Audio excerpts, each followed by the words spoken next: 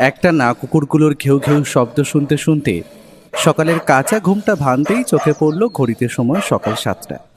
সময়টা বসন্তকাল। জানলা দিয়ে একরাশ ঠান্ডা বাতাস এসে মাথার চুল এলোমেলো করে দিয়ে যাচ্ছে। জানলার কাজ গলে শব্দের উৎস সন্ধানে বাইরে চোখ মেলতেই দেখি, ও মা, ও যে বৌঠান, আমার শ্রদ্ধেয় প্রণম্য বৌদি এবং বোমকেশের স্ত্রী। দূরে ওই মাজা পুকুরের ধারে বৌঠান কতগুলো পাড়ার কুকুরকে একটি করে গ্রাস পাকিয়ে ভাত খাইয়ে দিচ্ছে। খাইয়ে মানে নিজের সন্তানকে তার মা যেভাবে গ্রাস পাকিয়ে ভাত খাইয়ে দেয়, অনেকটা তেমনই বলা যায়। গেল বছর কলকাতা সহ বেশ কিছু অঞ্চলে যে তীব্র ঝড় বয়ে গিয়েছিল, তারই প্রভাবে এক মা তার তিনটি ছেলেকে নিয়ে আমাদের বাড়ির সামনে আশ্রয় নিয়েছিল। এরপর সেই 3 সন্তান বড় হয়েছে। মাটা কয়েক মাস আগেই মারা গেল। এদের মধ্যে 2 জনের সঙ্গিনী জুটেছে, তাদের সন্তান এসেছে। বাকি রইল ওই সাদা গায়ে কালো ছোপের কুকুরটি। বেচারা আজও আমারই মতো অকৃততার। সে যাই হোক, বৌঠানের ভারী আনন্দ। দিনরাত এদের নিয়েই আজকাল পড়ে রয়েছে। এখন সেই দৃশ্য দেখে কিঞ্চিত পুলকিত হচ্ছি বটে, তবে সত্যি বলতে এই কুকুর থেকে আমি নিরাপদ দূরত্ব বজায় রাখি। ভয় পাই, বড্ড ভয়। বৌঠান অবশ্য আমায় ওদের সাথে আলাপ করিয়ে দেওয়ার চেষ্টা করেছে, কিন্তু আমি যতটা পারি দূরেই থাকি। ব্যোমকেশ অবশ্য এদের বেশ ভালোই বাসে। তবে সকাল সকাল এই কুকুরদের নিয়ে অযথা কথা না বাড়িয়ে বরং যাই, পুটিরামকে বলে কড়া করে একটু চা বানিয়ে জলযোগটা সেরে। বিছানা ছেড়ে উঠতেই যাচ্ছি, ঠিক সেই সময় ঘরের দোরে কেউ যেন সজোরে কড়া নেড়ে উঠল। একটা গলা শুনতে পেলাম, ব্যোমকেশ বাবু, বাড়ি আছেন? সত্যিই তো, ও বাড়ি আছে কিনা আমি তো নিজেও তা জানি না। বৌঠান তখনও কুকুরদের খাবার পরিবেশনে মত্ত। অগত্যা আমি বিছানা ছেড়ে উঠে দাঁড়িয়ে সোজা দরজার দিকে এগিয়ে গেলাম। একবার ডাইনিং হলের দিকে আর চোখে তাকিয়েও দেখলাম, না, ও নেই। তবে খবরের কাগজটা অযত্নে নিতান্ত অবহেলায় সোফার একদিকে পড়ে রয়েছে। আবারও দরজার ওই প্রান্ত থেকে ভেসে এলো এক গম্ভীর পুরুষ কণ্ঠ, শুনছেন? বলি, বাড়িতে কেউ আছেন? আসছি বলে আমি দরজাটা খুলতেই দেখি এক বছর 50-এর ভদ্রলোক সেখানে দাঁড়িয়ে রয়েছে। পরনে খদ্দেরের পাঞ্জাবি, সাদা ধুতি, মাথার সামনেটা বেশ খানিকটা টাক। 2 ধারে যেটুকু চুল অবশিষ্ট রয়েছে সেগুলোতেও বার্ধক্য থাবা গেনেছে। চেহারাটা খানিকটা ভারীর দিকেই বলা যায়। আমি তাকে প্রশ্ন করলাম, আপনি কোথা থেকে আসছেন? নমস্কার, আমি প্রবোধরঞ্জন ঘোষাল, নিবাস চালডিহি। একটি বিশেষ প্রয়োজন হেতু ব্যোমকেশ বাবুর কাছে আগমন। আপনি কি? আমি না বলতেই যাচ্ছি, ঠিক সেই মুহূর্তে সিঁড়ির ওপর জুতোর মচমচ শব্দ শুনে তাকিয়ে দেখি শ্রীমান ব্যোমকেশ ঘরের দিকে আসছে। আমায় দেখে চোখের ইশারা করে ঠোঁটে আঙুল দিয়ে চুপ থাকার নির্দেশ করে উপরে উঠতে উঠতেই বলল, আর বলো না ভাইয়া, শহরটা দিন দিন কেমন যেন হয়ে যাচ্ছে। চারিদিকে কলিশন, যুদ্ধ, অনাহার। এইভাবে চললে বেশি দিন আর শান্তিতে থাকা যাবে না হে। তড়িৎ গতিতে ভদ্রলোক পেছনে ঘুরতেই ও সিঁড়ির শেষ ধাপে পা দিয়ে উঠল। মহাশয় মার্জনা করবেন, আপনাকে চমকে দিতে চাইনি। আমি পেশায় একজন লেখক, আর উনি এই যে এতক্ষণ যার সঙ্গে কথা বলছিলেন, উনি স্বনামধন্য সত্যান্বেষী। আপনি বোধ করি ওনারই দর্শন প্রার্থী। ওর কথা শুনে আমি বেশ হকচকিয়ে গেলাম। ব্যাটা বলে কি, একেবারে নাম পরিচয় সব বেমালুম পাল্টে দিল। কিন্তু কেন? তাছাড়া এই 7 সকালে এসে গিয়েছিলই বা কোথায়? যদিও এই মুহূর্তে জিজ্ঞেস করার কোনো অর্থ হয় না, তাই নাম বদলের এই সুপ্ত কারণকে কার্যত উপেক্ষা করেই আমি একটা সৌজন্যমূলক হাসি হেসে বললাম, আগে নমস্কার, আমি সেই ব্যক্তি আপনি যার দর্শন প্রার্থী। বললাম বটে, তবে বিষয়টা যদি নিছক মজার হয় তাহলে আমার আর কিছুই বলার নেই। তবে সত্যিই যদি কোনো কারণ থেকে থাকে, তবে এমন ধারা ব্যবহার ওর কাছ থেকে মোটেই অপ্রত্যাশিত নয়। হাতের ইশারায় প্রবোধবাবুকে সোফায় বসতে বলে ও ওরফে আমার নামধারী অজিতকে বলল, আপনারা কথা বলুন, আমি পুটিরামকে 3 কাপ চা করতে বলে আসি। এখনো পর্যন্ত সবটা ঠিক আছে, তবে বৌঠান যদি ফিরে এসে আমায় ঠাকুরপো বলে সম্বোধন করে তাহলেই হয়েছে। পুটিরামকে নিয়ে তেমন কোনো সমস্যা নেই, কারণ সে আমায় আর ওকে দুজনকেই দাদাবাবু বলেই সম্বোধন করে থাকে। আমায় এইবার ওর ভূমিকায় অবতীর্ণ হতে হবে। তাই গলায় স্বভাবোচিত গাম্ভীর্য এনে সামনে বসে দরদর করে ঘামতে থাকা প্রবোধবাবুকে প্রশ্ন করলাম, আচ্ছা, এই চালডিহি গ্রামটা ঠিক কোথায়? ব্যোমকেশবাবু, এটি বীরভূমের একটি প্রত্যন্ত গ্রাম। আমার পরিচয় তো আপনাকে আগেই দিলাম, এইবার আগমনের হেতু বলবো। আসলে আপনাকে আমার বিশেষভাবে প্রয়োজন। আমি অভয় দিয়ে বললাম, আপনি আগে আপনার প্রয়োজনটা তো জানান, এরপর না হয় আমি ভেবে দেখব। ভেবে দেখব বললে হবে না, আপনাকে আমায় সাহায্য করতেই হবে। আহা, কি মুশকিল! আপনি কেন এসেছেন সেটা তো বলুন। ঠিক তক্ষুনি ওর নিজের হাতে একটা ট্রেতে করে 3 কাপ চা নিয়ে ডাইনিং রুমে প্রবেশ করলো। হ্যাঁ, বলুন প্রবোধবাবু, নির্দ্বিধায় বলুন। চায়ের ট্রেটা টেবিলে নামিয়ে বলে উঠল, অর্থাৎ এই মুহূর্তে যে আমার ভূমিকায় অযথায় অবতীর্ণ হয়েছে। অযথা কি কি জানি, ওর তীক্ষ্ণতার বুদ্ধির প্রখরতার সামনে আমার সাহিত্য সত্তা বিশিষ্ট ধূসর মগজের বুদ্ধিমত্তা ঠিক খাপ খায় না। যাক সেসব। প্রবোধবাবু খানিক সময় ইতস্তত করে চায়ের কাপটা হাতে তুলে নিয়ে শুরুত করে একটা চুমুক দিয়ে খানিক ধাতস্থ হয়ে আমতা আমতা করে যেটা বললেন, সেটা শুনবো বলে মোটেই প্রস্তুত ছিলাম না। আপনি ভূতে বিশ্বাস করেন ব্যোমকেশবাবু? প্রশ্নটা আমায় করা হলেও উত্তরটা ভেসে এলো আসল ব্যোমকেশের মুখ থেকে। বিশ্বাস কিংবা অবিশ্বাস যাই করে থাকি, তবে ভূত মানি আর নাই মানি। ভূতত্ত্বে বিশ্বাস কিন্তু অটুট। ঠিক বুঝলাম না অজিতবাবু, ভূতের সাথে ভূতত্ত্বের কি সম্পর্ক? ভূতত্ত্ব অর্থাৎ এই নশ্বর দেহ যে শাস্ত্র মতে মৃত্যুর পরে ওই ভূতত্ত্বেই মিলিত হয়। পঞ্চভূত মানে আকাশ, মাটি, জল, বাতাস এবং আগুন, এই 5 তত্ত্বে মিলিত হলেই তবেই না আত্মা মুক্তি পায়। তো আপনার এই ভূত কি বায়ু রূপে দেখা দেয়? খানিকটা ঠিক। শুনতে পাই কারা যেন ফিসফিসিয়ে কথা বলে চলেছে। রাত নামলেই হোটেলের বাইরে একপাল কুকুর জড়ো হয়ে দরজা আঁচড়াতে কামড়াতে থাকে। আমি যদি চুপ থাকি তাহলে ব্যাপারটা মোটেই শোভনীয় দেখায় না, তাই অগত্যা আমিও বলে উঠলাম, হোটেল, বাতাসে ফিসফিসানি, কুকুরদের রাত নামলে জমায়েত, সবটাই ভৌতিক হলেও ঘটনাটা ঠিক কি ঘটেছে যদি খোলসা করে বলেন প্রবোধবাবু, তাহলে আমাদের একটু বোধগম্য হয় আর কি। তাছাড়া ভৌতিক কেসে আমিও বা আপনাকে কিভাবে সাহায্য করতে পারি বলুন তো? তাছাড়া হোটেলটা কি আপনার? আমার কথা শুনে ও বলে উঠল, পঞ্চভূতে বিলীন সকল বস্তু যে রহস্যর জন্ম দেয় ভায়া, যে কোনো হত্যা বা হত্যাকারীকে শনাক্ত করতে গেলেও যে এই পঞ্চভূতেরই সাহায্য নিতে হয়। তাই আমার মতে প্রতিটি ঘটনাই ভৌতিক। কারণ না, অপরাধের বীজ এই পঞ্চভূতের দ্বারা সৃষ্ট শরীরেই রোপণ হয়, আবার তদন্ত চলার সময় নানান সূত্র যে এই পঞ্চভূতেই পাওয়া যায়। খাঁটি কথা বলেছেন অজিতবাবু। এইবার তবে বলতে আজ্ঞা হোক, আপনি ঠিক কোন ধরনের বিপদের কারণ হেতু আমাদের কাছে ছুটে এসেছেন? বিপদ বলে বিপদ, মহা বিপদ। আসলে আমাদের গ্রামে আমার বসত বাড়ি ছাড়াও বেশ কিছু জমি এবং ছোট ঘর রয়েছে। রয়েছে মাছের ফাঁড়ি।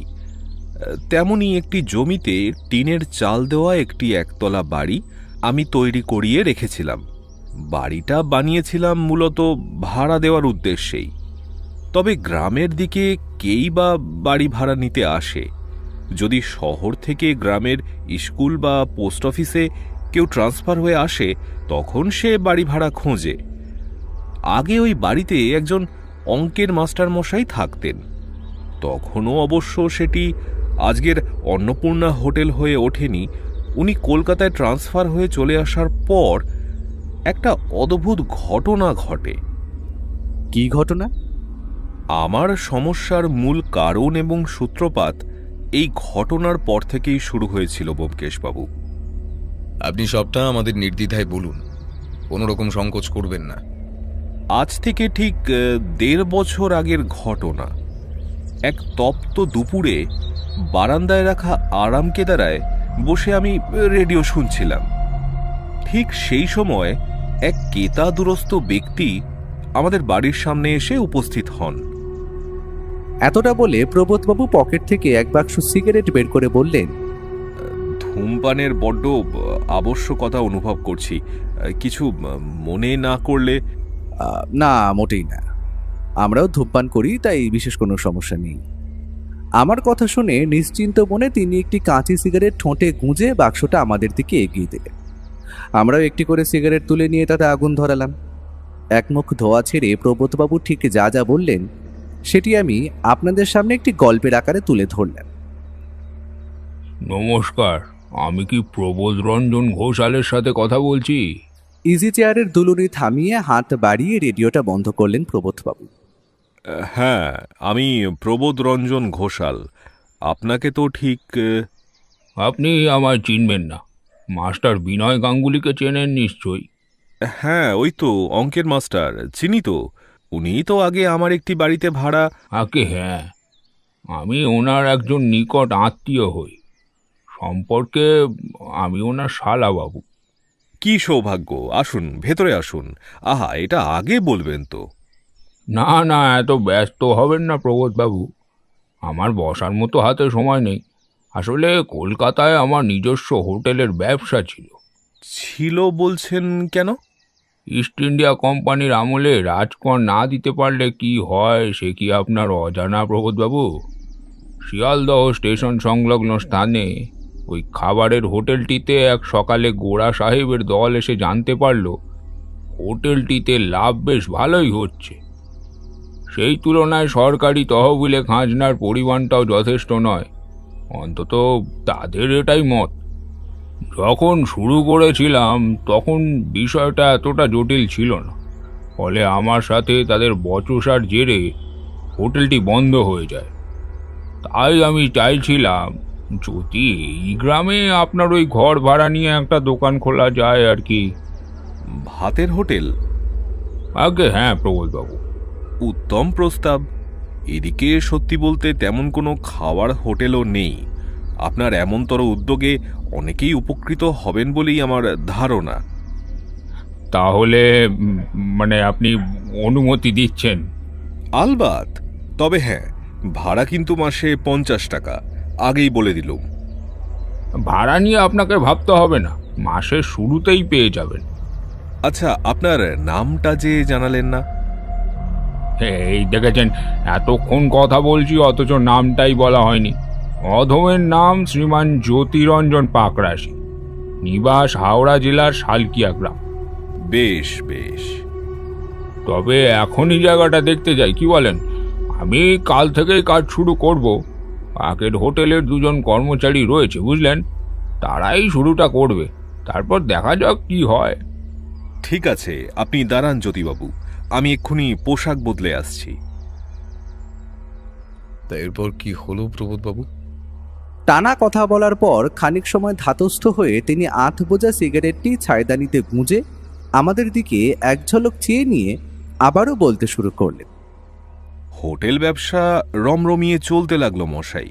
শুধু আমাদের গ্রাম নয়, আশেপাশের বহু গ্রাম থেকে মানুষ ছুটে আসতে লাগলো প্রতিটি রান্নার যেমন স্বাদ তেমনই ভালো ব্যবহার।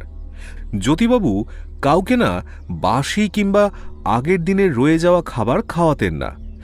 যা বেঁচে যেত সবটাই গ্রামের কুকুরদের দিয়ে দিতেন। নিরীহ অবলা পশুদের প্রতি তার এক আলাদাই ঔদ্ধর্য ছিল মশাই। খাবারের গুণমান যেমন উন্নত তেমনই তার স্বাদ। আহা, অন্নপূর্ণা হোটেলে যেন স্বয়ং মা নিজে এসে সকলের মুখে অন্ন তুলে দিয়ে যাচ্ছেন। এমনভাবেই বেশ চলছিল জানেন।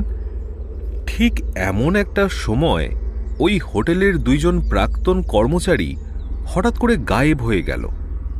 জ্যোতিরঞ্জনবাবু জানতে পারলেন এক রাতে ক্যাশ বাক্স থেকে সমস্ত টাকা চুরি করে রাতের আঁধারে তারা মিলিয়ে গিয়েছে।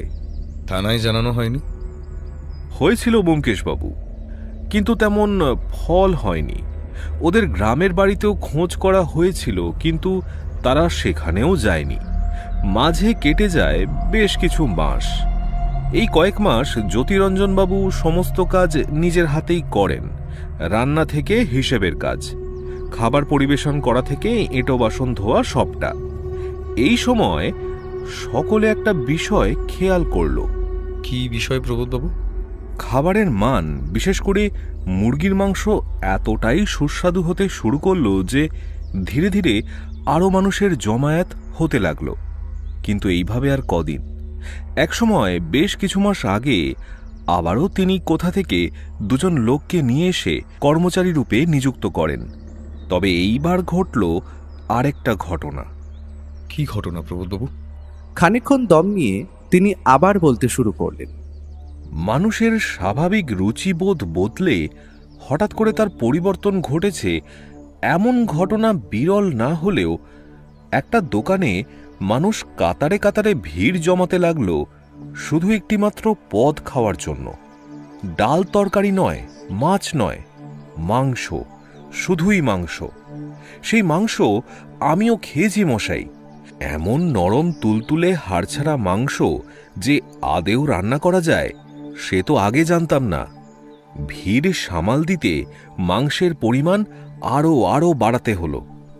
রাত নামলে একপাল কুকুরের গোটা দল দোকানের আশেপাশে ঘুরঘুর করতে থাকে, হিংস্র গর্জন করে দরজায় আঘাত করতে থাকে। তবে ব্যাপারটা এতটা হলেও বোধহয় ভালো হতো। কদিন আগে আবার জানতে পারলুম নতুন যে দুইজনকে কাজে নিযুক্ত করা হয়েছিল তারাও এক রাতে একইভাবে ক্যাশ বাক্সের তালা ভেঙে টাকা নিয়ে পালিয়েছে। আমি একটা বিষয় বুঝতে পারছি না প্রবোধবাবু, মালিক একই ভুল দুইবার করে কি করে? এটাও বুঝলাম না যে আপনি তো আপনার ভাড়া পেয়েই যাচ্ছেন, তাহলে ভূত, ভৌতিক ঘটনা এসব আপনাকে কিভাবে বিব্রত করে তুলছে? আমার কথা শুনে কপালের ঘাম মুছে নিয়ে তিনি বলে উঠলেন, ব্যোমকেশবাবু, বিষয়টা এতটাও সরল নয়। এইবার আমি আপনাকে যা বলতে চলেছি সেটা অবিশ্বাস্য হলেও সত্যি। ওই রাত আমি জীবনে ভুলব না। আমাদের গ্রামে প্রতি বছর যাত্রাপালা হয়। রাত তখন প্রায় 2:30। যাত্রাপালা করতে আপনাদের এই কলকাতা থেকেই লোক গিয়েছিল। শেষ হতে হতে ভোর হয়ে যেত, তাই আমি একাই বাড়ির পথে হাঁটা লাগালাম।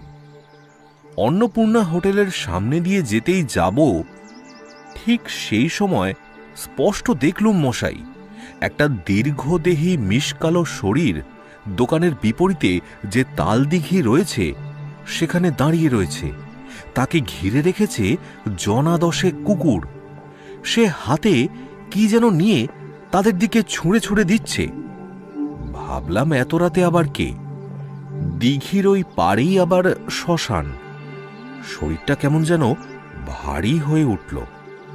আমি আর না দাঁড়িয়ে বাড়ির পথে হাঁটা লাগালাম। খানিকটা দূর গিয়েছি কি যাইনি, হঠাৎ পেছন থেকে একপাল কুকুরের হাড় হিম করা হিংস্র গর্জন ভেসে এলো। আমি দেখতে পেলাম সেই দীর্ঘ কালো অবয়ব তাদের সাথে আমার দিকে এগিয়ে আসছে। আমার কেন জানি না মনে হলো এই সাক্ষাৎ মোটেই বন্ধুত্বপূর্ণ নয়। আমি হনহনিয়ে হাঁটা লাগাতে পেছন থেকে ভেসে এলো এক পৈশাচিক গলা। কথাটা শেষ করে খানিক দম নিয়ে প্রবোধবাবু আবারও বলে উঠলেন, ওই কণ্ঠ কোনো মানুষের হতে পারে না। আমি প্রাণপণে ছুটতে লাগলাম। পেছনে একপাল কুকুরের গর্জন। আমি ছুটে চলেছি, পাগলের মতো ছুটে চলেছি। একসময় বাড়ির সামনে হুমড়ি খেয়ে পড়লাম, জ্ঞান হারালাম। এরপর কি হলো? নতুন একটা দিন, নতুন সূর্যোদয়। তবে সেই নতুন দিনের সূত্রপাত ঘটল একটু আলাদাভাবে। সেটা কেমন? পিশাচ। ব্যোমকেশবাবু, কখনো শুনেছেন মানুষ 2 হাত পায়ে হাঁটতে হাঁটতে কুকুরের মতো ভৌ ভৌ করছে? মানুষ দেখলে আক্রমণ করছে, আবার জল দেখলে দূরে সরে যাচ্ছে। আর একটু বিশদে বলুন প্রবোধবাবু। ব্যোমকেশবাবু, একদিকে মানুষ, অন্যদিকে পাড়ার কুকুর। সবাই দিনরাত ওই হোটেলে এক টুকরো মাংসের জন্য ভিড় জমাচ্ছে। এদিকে যখন তখন ওই কুকুরের দল মানুষকে আক্রমণ করছে। তারপরেই তারা পরিণত হচ্ছে পিশাচে, ঠিক যেমনটা আপনাকে বললাম। রাত নামলে আমার বাড়ির আশেপাশে কে যেন বলে চলেছে যে আমি নাকি মরতে চলেছি, আমার নাকি আয়ু ফুরিয়ে এসেছে। এই অসহ্য যন্ত্রণা আমি আর সইতে পারছি না। একটা কিছু করুন ব্যোমকেশ বাবু। সোফা ছেড়ে উঠে দাঁড়ালো ব্যোমকেশ। একটা সিগারেট জ্বালিয়ে জানলার দিকে বাইরে চেয়ে কি যেন দেখিয়ে মুচকি হাসল, তবে কপালে চিন্তার রেখা স্পষ্ট। দেখুন, সেই যে বলেছিলাম না, ভূতত্ত্ব, এখানে সেটাই প্রযোজ্য। একদিকে আপনার ভূত দর্শন, অন্যদিকে পাড়ার কুকুরদের চারিত্রিক বৈশিষ্ট্যর আমূল পরিবর্তন। কুকুরের কামড়ে আপনার ভাষায় মানুষে পিশাচে পরিণত হওয়া, হঠাৎ করে অন্নপূর্ণা হোটেলে মাংসের পদের লোভে আকৃষ্ট হয়ে মানুষ এবং কুকুরের ছুটে আসা, 4 জন নিখোঁজ এবং ওই একই দিনে দোকানের মালিক অর্থাৎ জ্যোতিরঞ্জন বাবুর ভুল করে ক্যাশ বাক্সে টাকা রেখে যাওয়া, যেটা দিয়ে কর্মচারীদের গা ঢাকা দেওয়া, আপনার বাড়ির কাছে পিশাচের কণ্ঠ শুনতে পাওয়া, রাত নামলে সেই অজানা ব্যক্তির আগমন, সবটাই যেন একই সূত্রে গাঁথা। আচ্ছা, জ্যোতিরঞ্জন বাবুর কলকাতার বাড়ির ঠিকানা আপনি জানেন? না, তবে তিনি এই মুহূর্তে গ্রামের দক্ষিণের একটি পুরনো বাড়ি খানিকটা মেরামত করে একাই থাকেন। আচ্ছা, ওই মাস্টার মশাইয়ের বাড়ির ঠিকানা জানেন? হ্যাঁ, আমার ডায়েরিতে লেখা রয়েছে বই কি। তাহলে জ্যোতিরঞ্জন বাবুর ঠিকানাটাও নেননি কেন? মাস্টার মশাইয়ের শালা, তাই আর নেওয়ার প্রয়োজন বোধ করিনি আর কি। শুধু জানি হাওড়ার শালকিয়াতে থাকেন, ব্যাস এতটাই, যা আপনাদের আগেও বলেছি, কিন্তু ঠিকানাটা তো নিইনি। আচ্ছা, উনি শিয়ালদা স্টেশনের কোথায় দোকান খুলেছিলেন জানেন? না, সেটাও জানি না। ঠিক আছে, তা এই গোটা বিষয়ের মধ্যে অদ্ভুত কিছু যোগসাদৃশ্য রয়েছে। আমাদের শুরু থেকে সবটা জানতে হবে, তবে আপনারও সাহায্যের প্রয়োজন পড়বে বই কি। কি ধরনের সাহায্য চাইছেন? আচ্ছা প্রবোধবাবু, এই মুহূর্তে ওই হোটেলে জ্যোতিরঞ্জন বাবু বাদে আর কোনো কর্মচারী নেই, তাই তো? হ্যাঁ। মুচকি হেসে ও বলে উঠল, তাহলে ওনাকে আমি একজন কর্মচারী দিতে পারি। আপনি দেবেন? কিন্তু কেন? আচ্ছা, আপনার কি কোনোভাবেই এই জ্যোতিরঞ্জন বাবুকে সন্দেহ হয় না? কি নিয়ে, কোন ভিত্তির উপর দাঁড়িয়ে সন্দেহ করব বলুন দেখিনি? তাও বটে, তবে আপনি শিক্ষিত ব্যক্তি, তাই ভৌতিক ঘটনাকে ভূতের কাণ্ড পুরোপুরিভাবে না মনে করে আপনি সেখানে সুপ্ত কোনো অপরাধের গন্ধ পেয়েছেন। কে, তাই তো প্রবোধবাবু? ঠিক তাই। আমি চোখে যা দেখছি, যা শুনছি, কেন জানি না মানতে পারছি না। ঠিক আছে, আমি চাই আপনি আমাদের একজন লোককে ওই অন্নপূর্ণা হোটেলে একটা কাজের ব্যবস্থা করে দিন। আপনাদের লোককে মানে ঠিক বুঝলাম না। এতক্ষণে আমি ওর পরিকল্পনা খানিকটা আন্দাজ করতে পেরেছি। পুটিরাম নিরক্ষর এবং গ্রাম্য সমাজ ব্যবস্থায় বেড়ে ওঠা এক পরজীবী লতা হলেও সময় এলে সে বিরাট বটবৃক্ষকেও আষ্টে পৃষ্ঠে জড়িয়ে ধরে, তার মুখ দিয়ে পরিত্রাহী চিৎকার বের করানোর ক্ষমতা রাখে। ইংরেজি আর বাংলা হরফ চেনে, তবে যুক্তাক্ষর পড়তে এখনো শেখে নিয়েই যায়। তাছাড়া নয় নয় করে হলেও পুঁটিরামদা বছর 40 এই বাড়িতে রয়েছে। ওর কাজের সাথে আমার থেকেও আগে সে পরিচিত হয়েছে। ও বলে উঠল, আমি যাকে দেব তাকে আপনি বলবেন যে আপনার কোনো এক দূর সম্পর্কের আত্মীয়ের বাড়িতে এতকাল সে ভৃত্যরূপে নিযুক্ত ছিল। উনি গত হওয়ার পর তার কাজের প্রয়োজন, তাই তাকে আপনি হোটেল দেখাশোনার কাজে বহাল করতে নিয়ে এসেছেন। আচ্ছা, আপনি যে কলকাতায় আসছেন সেটা কি জ্যোতিবাবু জানেন? আগে না। ব্যাস, তাহলে তো সমস্যা মিটেই গেল। আপনি একটু বসুন, আমি পুটিরামকে সবটা বুঝিয়ে বলে নিয়ে আসছি। কথাটা বলে ও রান্নাঘরের দিকে হন হন করে হাঁটা লাগালো। আমি এতক্ষণ চুপই ছিলাম। ওর ভূমিকায় অবতীর্ণ হওয়া 4টিখানি কথা যে নয়, এই আমার পরম শত্রুও জানে বই কি। অগত্যা কিছু না বললেই নয়, তাই গলা খাকারে দিয়ে আমি বলে উঠলাম, আসলে ওকে ভালোভাবে প্রশিক্ষণ দিয়েছি, যাতে আমার অনুপস্থিতিতে ও সেই ধরনের কেসে নিজের মতো করে তদন্ত চালাতে পারে আর কি। আসলে ওই তো আমার উত্তরসূরি। সে তো বটেই, সে তো বটেই। কিন্তু অজিতবাবু কোথায় গেলেন? ওই আমার দেওয়া প্রশিক্ষণে পুঁটিরামকে প্রশিক্ষিত করতে। কথাটা ব্যঙ্গের ছলে বললেও ভদ্রলোক ধরতে পারলেন বলে তো মনে হয় না। আমি এরপর তাকে বললাম, আপনি বরং আমায় মাস্টার বিনয় গাঙ্গুলির বাড়ির ঠিকানাটা একটু লিখে দিন, এতে আমারই কাজের সুবিধে হবে। তিনি তৎক্ষণাৎ হ্যাঁ নিশ্চয়ই গোছের একটা জবাব দিয়ে পকেট থেকে ছোট্ট একটা ডায়েরি বের করে আরেকটি খালি সাদা কাগজ তার ভেতর থেকে ছিনিয়ে নিয়ে তাতে গোটা গোটা অক্ষরে বিনোদ মাস্টারের ঠিকানাটা লিখে দিলেন। রান্নাঘর থেকে মাঝে মধ্যেই টুকরো টুকরো কথা ভেসে আসছে, এই যেমন পার্বণী, তোমারে কে দেখবে, বিপদ হইলে কি হইব, এই ধরনের নানান কথা আর কি। খানিক সময় বাদে সিঁড়ির ওপর কারোর চলার শব্দ শোনা গেল। তারই সাথে দরজার ফাঁকে দেখা গেল একজোড়া নিষ্পাপ চোখ। বৌঠানের সবচেয়ে প্রিয় সারমেয়টি প্রতিদিনই তাকে খাবার শেষ করার পর ঘর অবধি পৌঁছে দিয়ে যায়। আজও তার ব্যতিক্রম হয়নি। তবে তাকে দেখে প্রবোধবাবু রীতিমতো সোফার উপর পা দুটো ওপরে তুলে বললেন, ওরে বাবা, এখানেও সেই? ঠিক তখনই বৌঠান ঘরে প্রবেশ করে প্রকৃত ঘটনা না জানলেও পরিস্থিতির গুরুত্ব বুঝতে পেরে তার প্রিয় সারমেয়টির ঘাড়ে মাথায় হাত বুলিয়ে বলে উঠল, উনি আবার ভয় পাচ্ছেন যে। তুই এখন নিচে যা, আমি তো ঘরে পৌঁছে গেছি, আর কোনো সমস্যা নেই। সারমেয়টি দুই পায়ে খাড়া হয়ে দাঁড়িয়ে আর দুটি পা দিয়ে বৌঠানের শাড়ির আঁচল চেপে ধরতেই সে তার মাথায় হাত বুলিয়ে দিল। এতক্ষণে নিশ্চিন্ত হয়েছে সে। কাপড় থেকে দুই পা নামিয়ে ধীরে ধীরে সিঁড়ি বেয়ে নিচে নামতেই বৌঠান প্রবোধবাবুকে উদ্দেশ্য করে বলল, চিন্তা নেই, ও খুব ভালো, কামড়ায় না। প্রবোধবাবু ভারী কাঁচুমাচু মুখ করে বললেন, ভয় পেতাম না, এখন পাই ভীষণ ভয়। এদিকে আমি মনে মনে প্রমাদ গুনছি, এই না আমায় ঠাকুরপো বলে ডেকে বসে। ঠিক সেই সময় পুঁটিরামকে সাথে করে ও ডাইনিং হলের দিকে এগিয়ে এলো। বৌঠানকে দেখে অদ্ভুত এক হাসি হেসে বলে উঠল, রদবদলের খেলায় স্থানান্তরণ ঘটেছে বৌঠান। যে কানা সেই যে কৃষ্ণ কানাইয়া। আবার এক্কা বোনের বিবি গোলামকেও টেক্কা দিয়ে রাজাকে ছিনিয়ে নিয়েছে। বড় মজার সেই খেলা। ওর এই কথার মাথা মুন্ডু কিছুই বুঝলাম না বটে, তবে বৌঠান মুচকি হেসে বললে, তবে রাজাকে কি এক্কাবনের বিবি টেক্কা দিতে পারে, আমার প্রিয় ঠাকুরপো? কথাটা বলেই সাথে সাথে সে ভেতরে চলে গেল। এদিকে গোবেচারা আমি শুধুমাত্র দন্ত বিকশিত করা ছাড়া আর কি প্রতিক্রিয়া দেব ঠিক বুঝতে পারলাম না। এই যে পুটিরামকে নিয়ে এলাম, সব বুঝিয়ে বলা আছে, শুধু একটাই অনুরোধ, একটু চোখে চোখে রাখবেন। সে আমি রাখবো, তবে আপনারা যাবেন না? যাব, কিন্তু এদিকের কিছু কাজ শেষ করে তবেই যাব। ঠিক আছে, আমি আসি তাহলে। হ্যাঁ আসুন, চিন্তা করবেন না। এই জাল আমি কেটে আসল কুমিরকে টেনে তুলে তবেই দম নেব। কথাটা বলে গলায় বেশ খানিক কৌতুক এনে ও আবারও বলে উঠল, দারুণ অভিনয় হে ভায়া।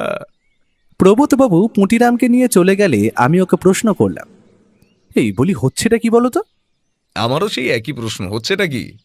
অন্তর্মহল থেকে বেরিয়ে এলো বৌঠান। সেও একই প্রশ্ন ওর দিকে ছুড়ে দিল। হচ্ছেটা কি একটু বলবে? আমিও তো সেই একই কথাই ভাবছি প্রাণপ্রিয় সখী। তোমরা তো জানোই আমি সকালে বেরিয়ে গিয়েছিলাম। হ্যাঁ সে তো জানি, কিন্তু কোথায় গিয়েছিলে? খবরের কাগজটা পড়ে দেখেছো? না, আজ তেমন সুযোগ করে উঠতে পারিনি। মুচকি হেসে কাগজটা হাতে তুলে নিয়ে বিশেষ একটি শিরোনামের দিকে আমার দৃষ্টিপাত করালো সে।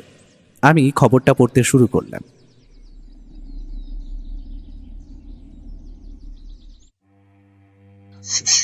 চুপ, আর একটাও কথা না। বেটা জানতে পারলে জানে মেরে দেবে। নগেনদা, তুমি কি ঠিক জানো? হ্যাঁ রে হ্যাঁ, আমি নিশ্চিত। যদি কোনো বিপদ হয় তখন? কিসের বিপদ কার্তিক? এতদিন ধরে তো অন্নপূর্ণা হোটেলে কাজ করছি, আর এটা জানবো না? হ্যাঁ তাও বটে, তবুও যদি ধরা পড়ি তাইলে ওই চশমাখোর কিন্তু রক্ষে রাখবে না। এমনিতে বেটা হার কেপ্পন। এত বছর হলো কাজ করছি, কিন্তু মাইনে বাড়াতে বললেই বলে কিনা কার্তিক মাস গেলে 3-3টে টাকা দিচ্ছি, এটাই অনেক। হ্যাঁ, গেল মাসে আমিও মাইনে বাড়াতে বলেছি। আর কদিন খদ্দেরদের এটো গেলাস বাসন মেজে রইব বলতে পারিস? হ্যাঁ নগেনদা, একদম ঠিক বলেছ। কিন্তু দোকানের দরজা ভেঙে ঢুকলে লোকে সন্দেহ করবে না? দূর বোকা, দরজা ভাঙবো কেন শুনি? সেই ব্যবস্থা আছে। এই তোর এই নগেনদা কাঁচা কাজ করে না কার্তিক। কি উপায় শুনি? কার্তিকের কথা শুনে কালো মেঘে ঢাকা আকাশটার দিকে খানিক সময় উদাস চোখে চেয়ে রইল নগেন। বাতাসের বেগ তীব্র হচ্ছে, থেকে থেকে কানে ভেসে আসছে বজ্র নিনাদ। দূরের ওই তাল দিঘির কালো জলে টুপটাপ করে ঝরে পড়ছে ফোঁটা ফোঁটা বৃষ্টি। কাঁধের ঝোলা থেকে ভারী সন্তর্পণে লম্বা শিক জাতীয় কিছু একটা বাইরে বের করে আনলো নগেন। আরে বাস, তুমি তো গুরু পুরো কামাল করে দিয়েছো হে নগেনদা। কিন্তু এর ব্যবহার জানো তো? না জানলে এনেছি কেন কার্তিক? কি করে জানলে গো? বলি আগে চুরি টুরি করে বেড়াতে নাকি? হ্যাঁ হ্যাঁ, কারণ তোমার মতো একজন সাধারণ বেয়ারা যাকে কিনা এতগুলো বৎসর ধরে শুধু এই মালিকের ভাই ফরমায়েশ খাটতে দেখছি, তার হাতে কিনা শীত কাঠি। ব্যাপারটা ঠিক বুঝে উঠতে পারছি না যে। তোর এত বুঝতে হবে না, আমি কাল রাতেই দেখছি মালিক ক্যাশ বাক্সে তালা চাবি না মেরেই হইন করে বেরিয়ে গেল। তাই বলি, এত তাড়াতাড়ি হোটেল কেন বন্ধ করলো? নগেনদা আমাদেরকে তো ওই পুরো কুকুরের মতো খেদিয়ে তাড়িয়ে দিল। ও বেটা কবেই বা আমাদের মানুষ ভেবেছে শুনি। সেদিন ভুল করে খদ্দেরের একটা কাচের গ্লাস তুলতে গিয়ে ভেঙে গিয়েছিল। এরপর সবার সামনে কি অপমানটাই না করলে। তুই তো সব জানিস কার্তিক, তুই সাক্ষী আছিস। হ্যাঁ হ্যাঁ, সে তো জানি নগেনদা। আমাকেও কি কম অপমান করেছে? ও তো আমাদের মানুষ বলেই মনে করে না। হ্যাঁ, আর না, অনেক হয়েছে। যা টাকা পাবো ভাগ বটাটা করে চালডিহি গ্রাম ছেড়ে কলকাতায় চলে যাবে। ওখানে আমি আর তুই মিলে নতুন করে নিজেদের ব্যবসা শুরু করব। বলো কি, ভাতের হোটেল খুলবে? হ্যাঁ রে হ্যাঁ, তবে আর কইছি কি, ওই গোড়ামুখো লাল সাহেব আমাদের ধরতেও পারবে না। কিন্তু একটা কথা যে আমি কিছুতেই বুঝতে পারছি না নগেনদা। কি বলবো কার্তিক? প্রত্যুত্তরে কার্তিক কিছু একটা বলতেই যাবে, ঠিক সেই সময় কতগুলো কুকুর উচ্চস্বরে ভো ভো করতে করতে দল বেঁধে তালদিঘির পাড়ের দিকে ছুটে গেল। হাত ঘড়িতে রাত তখন 10:05। কলকাতা শহর এই মুহূর্তে হ্যাজাক লণ্ঠনের উজ্জ্বল আলোয় রাতের প্রহর গুনছে। তবে এই গ্রাম যেন এখনই শ্মশানপুরী। রাস্তায় একটিও জনমানুষের চিহ্ন অবধি নেই। নগেন আর কার্তিকের কৌতূহলী চোখ দুটো অজানা কারণেই ওই দিঘির দিকে চলে গেল। একপাল কুকুর হিংস্র গর্জন করে গড় গড় শব্দ করতে করতে খুব সম্ভবত দিঘির পাড়ে পড়ে থাকা কিছু একটা দাঁতে টেনে নিয়ে কুচি কুচি করে ছিঁড়ে যাচ্ছে। একবার হাতের টর্চটা জ্বালালো কার্তিক। টর্চের জোরালো আলো গিয়ে পড়ল তাল দিঘির পাড়ে। বিরাট দিঘির ওই প্রান্তেই শ্মশান। একরাশ কুণ্ডলীকৃত আগুনের লেলিহান শিখা কালো আকাশের বুকে ছড়িয়ে যাচ্ছে। মাথার ওপর সপাটে একটা রামচাঁটি খেতেই সম্বিত ফিরল কার্তিকে। আরে বেটা করছিস, টর্চের আলো দেখলে লোকটা কৌতূহল হয়ে উঠবে না? তাছাড়া এত রাতে এখানে আমরা যে কাজ করতে এসেছি সেটা জানতে পারলে লোক পিটিয়ে ছাতু করে ফেলবে যে। আরে না গো না, এখন আবার লোক কই শুনি? আরে বোকা, এখানে কেউ নেই, কিন্তু শ্মশানে চিতা জ্বলছে। তার মানে হোক না হোক শ্মশান যাত্রী কিংবা নিদেন পক্ষে হারুডোম তো রয়েছে। বেটা ঘোরের লোক। আরে নগেনদা, তুমিও তো ভয় পেওনি। এত দূর থেকে টর্চের আলো চোখে পড়বে না, কিন্তু কুকুরগুলো যে কি নিয়ে টানাটানি করতেছে সেটাই তো বুঝতে পারছি না। তোর জেনে কি হবে শুনি? মালিক কুকুরের মতন ব্যবহার করে বলে তুইও ওদের দলে নাম লেখাবি নাকি রে? খাবারের ভাগ বসাচ্ছে বলে তুই বুঝি খুব রাগ ধরেছে? নগেনদা নগেনদা, ভালো হবে না কিন্তু বলে দিচ্ছি। তুমি কিন্তু আমারে অপমান করতেছো। এটাই ঠিক, এটাই চাই। শরীর আর এক ফোঁটাও রক্ত, মানুষের রক্ত থাকলে কাজটা চটজলদি করে ফেল। আরে সে না হয় করব, কিন্তু যেটা বলতেছিলাম, বলছি মালিক সন্ধ্যার আগেই কেন হোটেল বন্ধ করে দিল আজকে?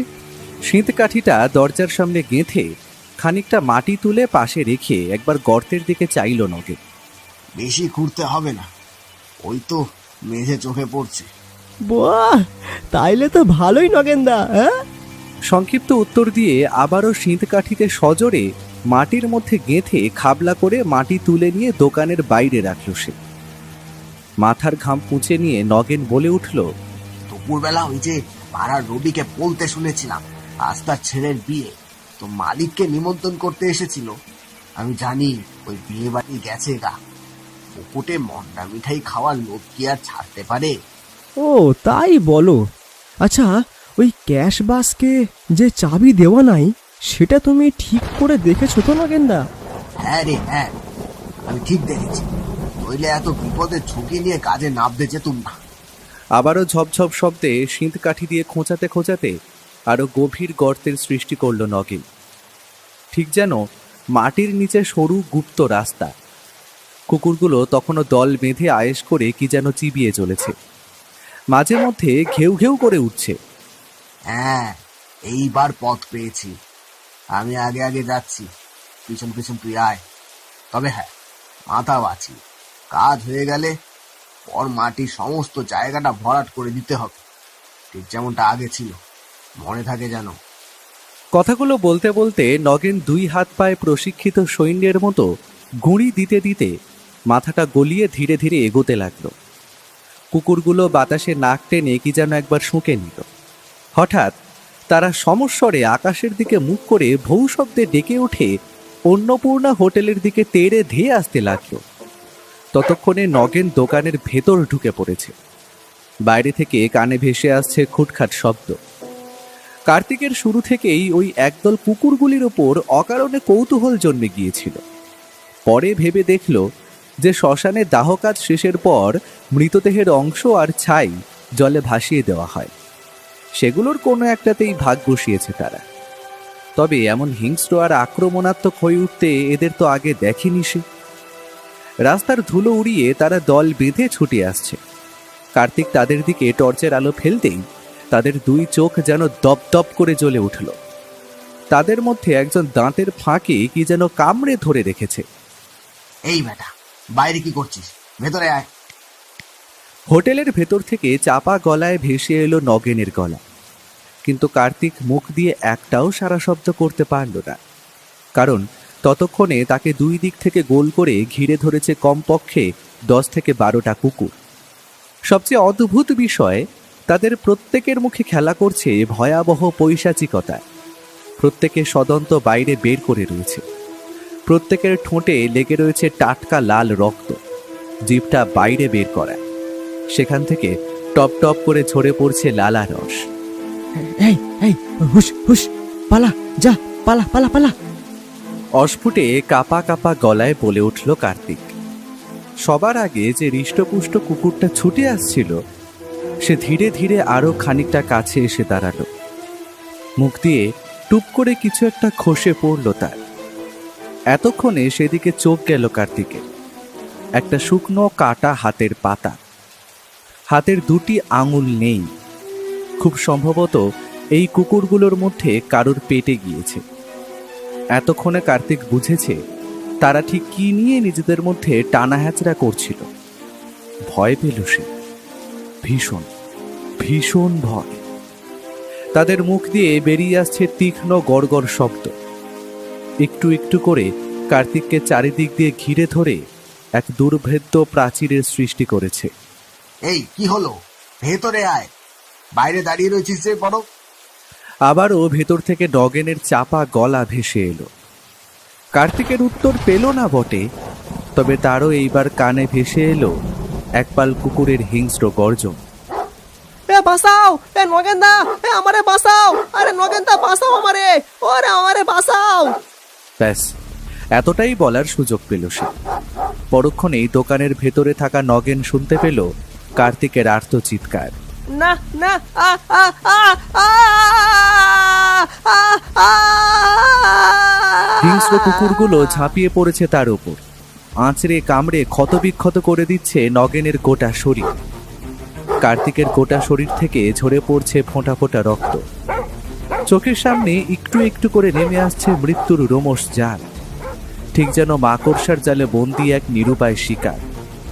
ঠিক সেই সময় তার দুই পায়ে একটা হ্যাঁচকা টান পড়তেই কার্তিক মুখ থুবড়ে মাটিতে লুটিয়ে পড়ল। মুহূর্তের মধ্যে গর্তের ভেতর থেকে বেরিয়ে এলো দুটি হাত। মুষ্টিবদ্ধ হাতে তার কি যেন ধরা রয়েছে। চকিতে বাতাসে ছড়িয়ে পড়ল লাল রঙের ঝাঁঝালো পাউডার জাতীয় কিছু। দোকানের মধ্যে থেকে বেরিয়ে এলো নগেনের অস্ফুট কণ্ঠ। চোখ বন্ধ করে রাখ কার্তিক, শরীরের ভার ছেড়ে দে, আমি তোকে ভেতরে টেনে নিচ্ছি। নগেনদা, হ্যাঁ রে রে, আমি লঙ্কার গুঁড়ো ছড়িয়ে দিয়েছি, আর বাছাতনগুলো বুঝবে ঠেলা। ঠেলা বুঝলো বটে। বাইরে ওই একপাল কুকুরদের মধ্যে শুরু হলো হুটোপাটি। তাদের চোখে লঙ্কার গুঁড়ো লেগে তারা উন্মাদ কুকুরের মতো ভৌ ভৌ শব্দে চিৎকার করতে করতে দোকান ছেড়ে বেশ খানিকটা নিরাপদ দূরত্বে সরে গেল। আর ঠিক তখনই কার্তিক অনুভব করল দুটি হাত যেন পরিত্রাতা রূপে তার দুটো পা চেপে ধরে গর্তের ভেতর দিয়ে সোজা ভেতরে টেনে নিল। এই এই কার্তিক, তাকা আমার দিকে, চোখ মেলে তাকা। কার্তিক, এই কার্তিক। কথাগুলো যেন অনেক দূর থেকে ভেসে আসছে, তবে সেই গলা তার বড্ড পরিচিত। কার্তিক, কার্তিক, তোর কিছু হবে না। এই কাজটা সেরে আমি তোকে সদর হাসপাতালে নিয়ে যাব, চিকিৎসা করিয়ে সুস্থ করে তুলব। এক অস্পষ্ট কালো অবয়ব ক্রমাগত কার্তিকের শরীর ধরে নাড়িয়ে চলেছে। হাত এবং পায়ের বিভিন্ন অংশে নখ আর দাঁতের দাগ, সারাটা শরীর জ্বরে পুড়ে যাচ্ছে। অদ্ভুত এক ঘোর লাগা চোখে কার্তিক বলে উঠল, জল, একটু জল। এতটা বলেই ঠিক কুকুরগুলোর মতোই এক হাত জিভ বাইরে বের করে লালা ঝরাতে লাগল। বাইরে থেকে আবারও কুকুরদের গড়গড় শব্দ শোনা গেল।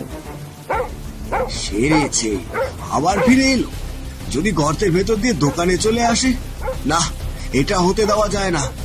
কিন্তু একটা বিষয় আমি কিছুতেই বুঝতে পারছি না, গ্রামের কুকুর, চেনা কুকুর যারা আমার গায়ের গন্ধ চেনে, তারা আক্রমণ করলো কেন? হ্যাঁ, কুকুর পাগল হয়ে গেল এটা ঠিক, তবে একসাথে সবাই, না, এটা যে বড়ই অস্বাভাবিক। কথাগুলো নিজের মনে বিড়বিড় করতে করতে রান্নাঘরের দিকে এগিয়ে গেল নগেন। হঠাৎ একটা নির্দিষ্ট জায়গার দিকে চোখ যেতেই থমকে দাঁড়ালো সে। ভাড়ার ঘরের ঠিক পাশে দোকানের একদম ভেতরে রয়েছে আরও একটি তালাবন্ধ ঘর। সাধারণত ঘরটা বন্ধই থাকে, মালিকের নিষেধ রয়েছে যে। এই ঘরে নাকি নানান জিনিসপত্র, যেমন হাঁড়ি, কড়াই, আঁশবটি থেকে শুরু করে আগে ব্যবহৃত হতো এমন বহু জিনিস মজুত রয়েছে। এমনকি চাল, ডাল, আটা এসবও রয়েছে। রোজ খুব ভোর থাকতে কাজে লাগবে এমন জিনিস তিনি নিজেই বাইরে বের করে আবারও তালা লাগিয়ে দেন। কেউ আজ পর্যন্ত না এই ঘরে ঢোকার অনুমতি পেয়েছে, আর না কেউ ঢুকতে পেরেছে। যদিও এই ঘরে নিয়ে তারও কখনো তেমন মাথা ব্যথা ছিল না, তবে আজ এক অদ্ভুত গা গুলিয়ে ওঠা গন্ধ যেন তার নাকে এসে ধাক্কা মারছে। খুব ভোরে মালিক নিজেই দোকান খোলেন এবং নিজের হাতেই বন্ধ করে। মাঝের সময়টুকু ওই ক্যাশ বাক্সের টেবিলটাতে বসে থাকে। আবার কাজ শেষ হলে সকলকে বিদায় দিয়ে টাকা পয়সা গুছিয়ে নিয়ে নিজের হাতে দোকান বন্ধ করে। তবে আজ দোকান বন্ধ করার আগে নিজের চোখে দেখেছে নগেন, ক্যাশ বাক্স থেকে একটিও টাকা তিনি বের করেননি। এই একটা ব্যাপারে তারও বেশ খটকা লাগছে। বন্ধ থাকা দরজার ভেতর থেকে একটা গা গুলিয়ে ওঠা গন্ধ আবারও তার নাকে এসে ঝাপটা মারতে সে এক ছুটে রান্নাঘরের দিকে গিয়ে প্রথমেই নীল গামলায় জমানো জলে পাশে পড়ে থাকা ঘটি ডুবিয়ে এক ঘটি জল তুলে নিল। জলটা হাতে নিয়ে কার্তিকের দিকে যেতেই যাবে, ঠিক সেই মুহূর্তে দোকানের ভেতর থেকে এক হিংস্র পাশবিক গর্জনে কেউ যেন গড়গড় করে উঠল। এ কি, ওরা বুঝি ভেতরে চলে এলো? তাহলে তো সর্বনাশ হয়ে যাবে। পকেট থেকে কাঁপা কাঁপা হাতে দেশলাইয়ের বাক্সটা বের করে একটা দেশলাই জ্বালাতে সে দেখতে পেল এক অপার্থিব দৃশ্য।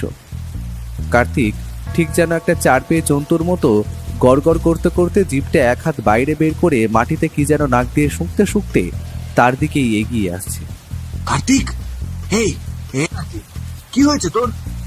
এমন করছিস কেন শুনি? প্রত্যুত্তরে মুখ দিয়ে ভৌ ভৌ করে ডেকে উঠল কার্তিক। এক হাত সামনের দিকে আদেশের ভঙ্গিতে বাড়িয়ে দিয়ে হাতের ঘটিটা মাটিতে নামিয়ে তার দিকে আলতো করে ঠেলে দিল নগেন। জল ভরা ঘটির দিকে ঘাটটা একদিকে করে মুখ দিয়ে ঠিক যেন কুকুরের মতোই কুই কুই শব্দ করতে করতে এক দৃষ্টিতে চেয়ে রইল। তারপর দুই পায়ের পাতায় ভর করে হাঁটুটা সামান্য উঁচু করে হাত দুটো সামনের দিকে বাড়িয়ে দিয়ে নিজের শরীরটাকে টানতে টানতে সেদিকে নিয়ে গেল। এরপর চোয়াল দুটোকে মুখের মধ্যে টেনে ধরে সামান্য ঝুঁকে জিভ দিয়ে ঘটি ভরা জল চাটতে লাগলো। ভয়ে, ঘৃণায়, আতঙ্কে নগেনের সারা শরীর যেন শিউরে উঠল। বেশ খানিকটা সময় এইভাবে কেটে গেল। একটু একটু করে নগেন তারই ব্যস্ততার সুযোগ নিয়ে হোটেল ঘরের অন্ধকারে মিশে ক্যাশ বাক্সর দিকে এগিয়ে গেল। এক টানে বাক্সের ডালা টানতেই তার চোখ দুটো যেন লোভে চিকচিক করে উঠল। টাকা, হ্যাঁ টাকা, থরে থরে সাজানো 10 টাকার মোটা দুটো বান্ডিল। দুই হাতে তুলে নিয়ে ওজন মেপে সে বলে উঠল, দুটো বান্ডিল মিলে কমপক্ষে 10,000 তো হবেই হবে। ব্যাস, কাজ শেষ। এবার বাকি কথাটা বলার আগেই হঠাৎ ঝন শব্দ করে কি যেন একটা কিছু মাটিতে পড়তে কার্তিক চোখ তুলে চাইল। ঢং শব্দ করে বেশ খানিকটা জল ঘটি শুদ্ধ মাটিতে পড়ে গেল। কার্তিক ঘুরে বসেছে। অদ্ভুত ভঙ্গিমায় দাঁত মুখ খিঁচিয়ে মুখ দিয়ে ক্রমাগত গড়গড় শব্দ করতে করতে তার দিকে দুই হাতে পায়ে ভর করে এগিয়ে আসছে। এতক্ষণে মাটিতে পড়ে থাকা জিনিসটা চোখে পড়েছে নগেনের। একটা চাবি, গোল লোহার আংটায় বাঁধা একটি মাত্র চাবি। মাথায় যেন বিদ্যুৎ খেলে গেল নগেন। কুকুর কামড়ানোর ফলেই কার্তিকের বোধহয় কিছু হয়েছে, কিন্তু সেটা ঠিক কি আমি জানি না। বাইরে হিংস্র কুকুর, ভেতরে আবার মানুষ রূপে কুকুর। বাঁচতে হলে ওই তালাবন্ধ ঘরেই ঢুকতে হবে। সব শান্ত হলে তারপর কার্তিককে মাথায় আঘাত করে অজ্ঞান করে বাইরে বেরিয়ে যাব। কিন্তু আক্রমণ করব কিভাবে? আপাতত তো বাঁচতে হবে। ওই চাবিটা সম্ভবত ওই ঘরে, হয়তো ওই অবধি আমায় পৌঁছাতে হবে যে করেই হোক। দুই হাতে পায়ে ভর করে বুকটা মাটিতে ঘষ্টাতে ঘষ্টাতে এগিয়ে আসছে কার্তিক। হঠাৎ কিছু একটা মনে হওয়ায় পকেট থেকে আবারও দেশলাইয়ের বাক্স বের করে আনলো নগেন। এই হুশ, যা যা দূরে যা।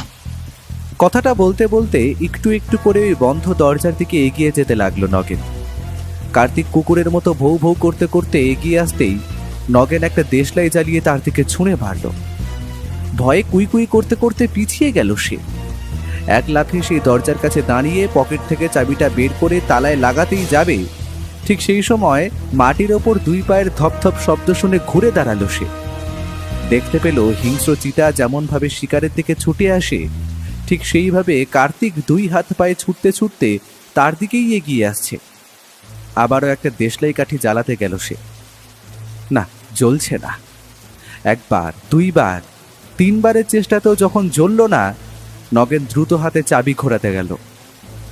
ঠিক সেই একই মুহূর্তে কার্তিক তার উপর হামলে পড়তেই দুজনে হুড়মুড়িয়ে সেই ঘরের ভেতর আছড়ে পড়ল। বাইরে থেকে কুকুরের ডাক আর শোনা যাচ্ছে না। বাতাসে অদ্ভুত একটা শীষের শব্দ ভেসে আসছে। কে যেন মুখ দিয়ে চুকচুক করে শব্দ করে চলেছে। তবে ঘরের ভেতর তখন এক নারকীয় কাণ্ডের দৃশ্য রচিত হয়ে চলেছে। অনেক সহ্য করেছি, অনেক। আর না, শালা বেকুব, তুই নিজেও মরবি আমাকেও মারবি। ভেবেছিলাম তোকে সাথে নিয়ে নতুন কিছু শুরু করব, একটা নতুন ভাতের হোটেল। তুই আর আমি মিলে এক নতুন দুনিয়া করব। কিন্তু না, শালা মালিক তোকে কুকুর বলতো, ঠিক বলতো। সেই কুকুরের মতন কামড় খেয়ে নিজেও শেষমেশ কুকুর হয়ে গেলি আর আমার উপর আক্রমণ চালালি। হাঁপাতে হাঁপাতে কথাগুলো বলতে বলতে একটা অদ্ভুত খসখস শব্দে কি যেন করে চলেছে সে। তবে যাকে বলে চলেছে তার পক্ষ থেকে ঠিক যেইভাবে কুকুরেরা মরণ আর্তনাদে কুইকুই করে ডাকতে থাকে তেমনটা শোনা যাচ্ছে। রক্তাক্ত আঁশবটিটা শেষবারের মতো মাথার ওপর তুলে ধরল নগেন। কুকুরের মৃত্যু কুকুরের মতনই ঘটে, এবার সব শেষ। বিকট চিৎকার করে বটিটা তার গলার ওপর সজোরে নামিয়ে আনতেই মাথাটা এক কোপে দূরে ছিটকে পড়ল কার্তিকের। ফোয়ারার মতো রক্ত ছিটকে গিয়ে লাগলো নগেনের চোখে মুখে। ঢং শব্দ করে বটিটা খসে পড়ল মাটিতে। এতক্ষণে তীব্র অনুশোচনা গ্রাস করেছে তাকে। হাউ হাউ করে ডুকরে কেঁদে সে বলে উঠল, আমি কি করলাম? হায় ঈশ্বর, আমি কি করলাম? মেরে ফেললাম বন্ধুকে নিজের হাতে। খুন না, আর না, এবার পালাতে হবে, নইলে ধরা পড়ে যাবো যে। ঘরের ভেতর ঢোকা মাত্র ভাগ্য ভালো যে অন্ধকার হাতরে ওই বটি হাতের কাছে পেয়েছিলাম, নইলে তো একটু হলেই কার্তিক আমার গলায় দাঁত বসাতে যাচ্ছিল। হঠাৎ মাথার উপরে কি যেন ঠেকায় সম্বিত ফিরল নগেন। পকেট থেকে দ্রুত হাতে দেশলাইটা বের করে আবারও জ্বালালো সে। খানিকক্ষণের চেষ্টায় দেশলাই বাক্সর গায়ে লেগে থাকা বারুদেই ঘষা খেতেই কাঠিটা এইবার তপ করে জ্বলে উঠল। জ্বলতে থাকা কাঠির উজ্জ্বল আলোয় এইবার তার যা চোখে পড়ল তাতে তার শরীরের রক্ত বরফের মতো ঠান্ডা হয়ে গেল। সে দেখতে পেল মাথার উপরে ঝুলছে সাদা হয়ে যাওয়া ফ্যাকাশে বিবর্ণ দুটি পা। একটা মানুষের শরীর যেটা আগাগোড়া চটের বস্তা দিয়ে ঢাকা। কড়িকাঠ থেকে ঝুলতে থাকা শক্ত লোহার আংটাতে খুব সম্ভবত দড়ি দিয়ে বস্তাবন্দি সেই মৃত শরীরের গলা পেঁচিয়ে রাখা হয়েছে। এসব কি? একটা নয়, পরপর দুটো লাশ সেখানে ঝুলছে। লাশ? হ্যাঁ, এ ঘরে লাশ? আমার পুলিশে খবর দিতে হবে, নইলে যে বিপদ। এইসবের পিছনে কে রয়েছে? মালিক? কিন্তু কিন্তু কেন? সে মনে সাহস সঞ্চয় করে একটি মৃতদেহ টান মেরে মাটিতে নামাতেই যাবে, ঠিক সেই সময় হোটেলের দরজা খোলার শব্দ হলো। একটা অদ্ভুত শীষের শব্দ কানে আসছে। জোরালো টর্চের আলো ফেলে কে যেন ঘরের ভেতর প্রবেশ করছে। পেছন পেছন তাকে অনুসরণ করতে করতে এগিয়ে আসছে সেই একপাল কুকুর। সেই একটানা অদ্ভুত শীষের শব্দটা যেন মনের ভেতর অদ্ভুত এক ভাবনার জন্ম দিচ্ছে। ভয় নাকি আনন্দের অনুভূতি, তা বোঝার উপায় নেই। টর্চের আলোর ওই প্রান্তে কে রয়েছে তা বোঝার উপায় নেই। জুতোর মচমচ শব্দ, কুকুরদের একটানা ঘেউ ঘেউ, আর তারই সাথে ঠিক সেই মুহূর্তে পরপর দুটো ঘটনা ঘটল। ধপ করে কি একটা যেন মাটিতে আছড়ে পড়ল। তারই সাথে ভেসে এলো এক গুরু গম্ভীর পুরুষালী গলা। বাতাসের কলে ইঁদুর নড়ে, ধেয়ে আসিল বিড়াল ছানা। শিকার না শিকারী, খেয়ে হইবে বদ্ধ, খেয়েই বা পড়িবে ধরা। আবারও মুখে সেই একই চেনা শীষের শব্দ যা নগেন আগেও শুনেছে। মুহূর্তের মধ্যে কুকুরগুলো তীর বেগে নগেনের দিকে ছুটে এলো। নগেন শেষবারের জন্য বাঁচার আকুল প্রার্থনা জানিয়ে বলল, ছেড়ে দাও, ছেড়ে দাও আমায়, মুক্তি দাও। টর্চের আলোটা বার কয়েক নড়ে উঠল। আলোর বিপরীতে জমাট বাঁধা অন্ধকারে ডুবে থাকা সেই বিষকালো অবয়ব হো হো শব্দে অট্ট হাসি হেসে বলে উঠল, রাজা গেল, রাজত্ব গেল, তবু ঢাল তলোয়ারহীন রাজা আঁকড়ে ধরিয়া রহিল সিংহাসন। ভাঙবে তবুও মচকাইবে না। আজব তুমি এক আহাম্মক বাছাধর। কুকুরগুলো ততক্ষণে চারিদিক দিয়ে ঘিরে ধরেছে তাকে। দুই দিক থেকে দুইজন তার পরনের কাপড় টেনে ছিঁড়ে দিল। বেশ কয়েকটা কুকুর তার হাত, কোমর আর পায়ের বিভিন্ন স্থান থেকে খাবলে তুলে নিল মাংস। ধপ শব্দে ঠিক কার্তিকের গলা কাটা মৃত শরীরের ওপরেই পড়ল সে। পরক্ষণেই আবারও সেই শিশির শব্দ ভেসে এল, এবং এরপরেই দুটি তাগড়াই কুকুর দুই দিক থেকে তার কণ্ঠনালী টেনে ধরতেই খানিক সময় ছটফট করতে করতে তার গলার সরু লাল নলি মাটিতে ছিঁড়ে গড়িয়ে পড়ল। আরেকটি কুকুর এসে তার মাথার চুল ধরে এক কামড়ে মাথাটা ছিঁড়ে নিতেই ঠিক কার্তিকের কাটা গলার ওপর অদ্ভুতভাবে তার মাথাটা এসে পড়ল। সেই দৃশ্য দেখে সামনে দাঁড়িয়ে থাকা লোকটা হোটেল কাঁপিয়ে হো হো শব্দে হাসতে হাসতে ব্যঙ্গ করে বলে উঠল, এ কি অদ্ভুত বিড়ম্বনা! একের শরীরে অন্যের মাথা, সৃষ্টি যে রসাতলে। সৃষ্টি যে রসাতলে। এরপর কুকুরগুলোর দিকে তাকিয়ে আদেশের সুরে বলে উঠল, ব্যাস, আর না, তোরা ভাগ পাবি। তবে তার আগে যে আবার অনেক কাজ বাকি।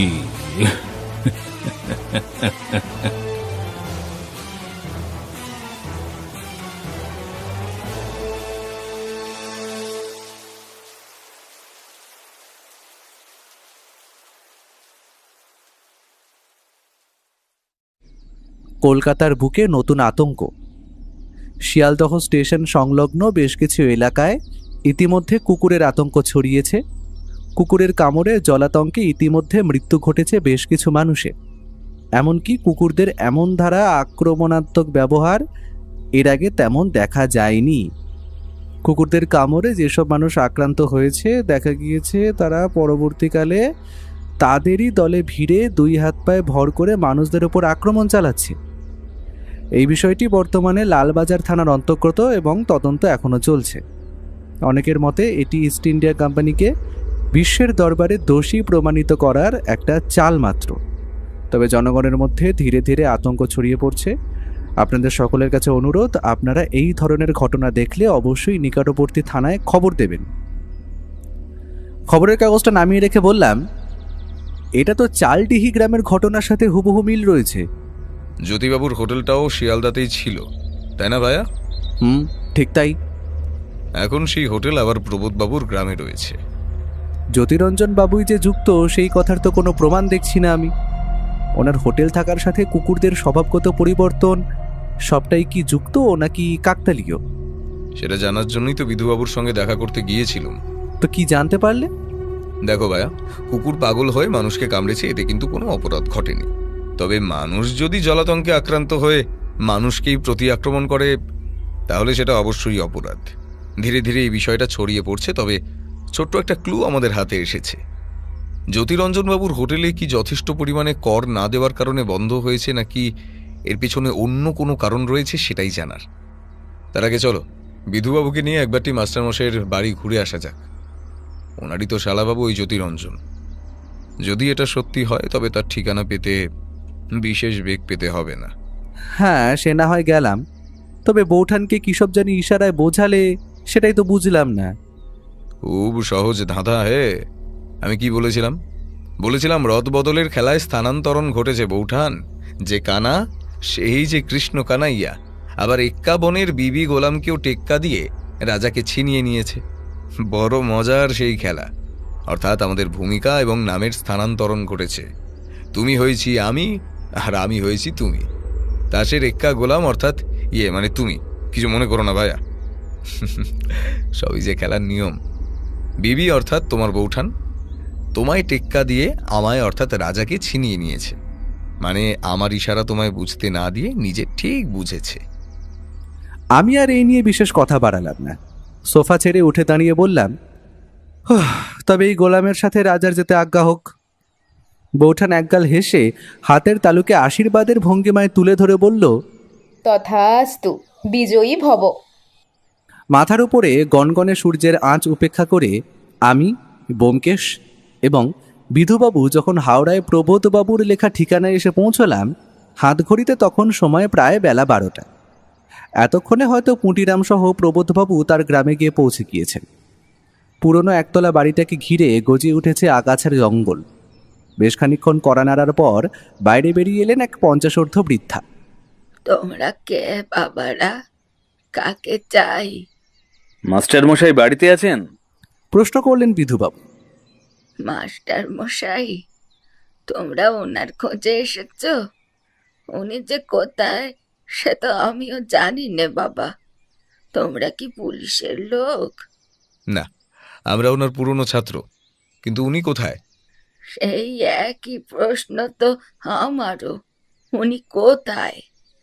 চাকরি হারিয়ে একদিন বাড়ি ফিরলেন, বললেন ওনার প্রতিভা নাকি কেউ চিনতে পারেনি, ওনার উদ্দেশ্য নাকি মহৎ। এরপর একদিন না বলে কয়ে আমার কয়েকটা গাছের চারা দিয়ে বলে গেলেন পরিচর্যা করতে। আমিও করতে লাগলুম। এরপর এক রাতে উঠে দেখি উনি নেই। শেষ একটা চিঠি ছেড়ে গিয়েছিলেন, লিখেছিলেন আমি আসছি, অনেক কাজ বাকি, আমার খোঁজ করো না, পাবে না। তবে তোমার যাতে কোনো আর্থিক সমস্যা না হয় সেদিকে আমি খেয়াল রাখবো। মাসে মাসে মানি অর্ডারে টাকা আসে, কিন্তু উনি কই? আমি যে ওনার স্ত্রী, সেই কবে থেকে পথ চেয়ে রয়েছি। থানায় নিখোঁজ অভিযোগও দায়ের করেছিলাম। তাই ভাবলাম তোমরা হয়তো থানা থেকে এসেছো বাবা। শেষ যেই খামে মানি অর্ডার এসেছিল সেটা একবার দেখাতে পারবেন? ঠিক আছে, দাঁড়াও দেখি সেই খাম পাই কি না। বৃদ্ধা ভেতরে চলে গেলে ও ঝোপে ডাকা বাগানের দিকে এগিয়ে গেল। আসলে পরিচর্যার অভাব থাকলেও টবে বেশ কিছু নানান জাতের ফুল আর ফল ফুটে রয়েছে। সবই প্রায় চেনা, গোলাপ, টগর, রজনীগন্ধা, এমনকি জুঁই ফুলও রয়েছে। ও সেগুলো দেখতে দেখতে আরও খানিক সামনে এগিয়ে গিয়ে কয়েকটা বুনো লতাপাতা হাত দিয়ে সরিয়ে একটা মাঝারি আকারের গাছ থেকে একটি ডাল আর খানিকটা পাতা তুলে নিয়ে নাকের সামনে তুলে ধরে গন্ধ শুঁকে নিল। এরপর সেগুলো পকেটে চালান করে আবারও ফিরে এলো। ওখান থেকে কি নিয়ে এলে? বলবো, সময় এলে সব বলবো। তবে আমাদের এই মুহূর্তে বেশ কয়েকটা কাজ বাকি। পিশাচ ধরতে হবে না? পিশাচ? হ্যাঁ, মানুষরূপী পিশাচ। এই সমাজের কটূক্তি যাকে অন্ধ করে দিয়েছে বিধুবাবু। আচ্ছা, শিয়ালদহ স্টেশনের কাছে কয়েক মাস আগে একটি ভাতের হোটেল বন্ধ হয়ে গিয়েছিল, আপনার মনে আছে? আলবাত আছে ব্যোমকেশবাবু। কারণটা কি ছিল বলতে পারবেন? দেখুন, ঘটনাটা নিয়ে বিশেষ কেউ মাথা ঘামায়নি। আসলে লোকটা বেআইনিভাবে রাস্তা দখল নিয়ে ভাতের হোটেল চালাচ্ছিল। দোকানে বেশিরভাগ সময় ভিড় লেগে থাকতো, ফলে স্টেশনে ঢোকার মুখে নিত্যযাত্রীদের বেশ সমস্যার মুখে পড়তে হয়েছিল। আর তাছাড়া কি বিধুবাবু?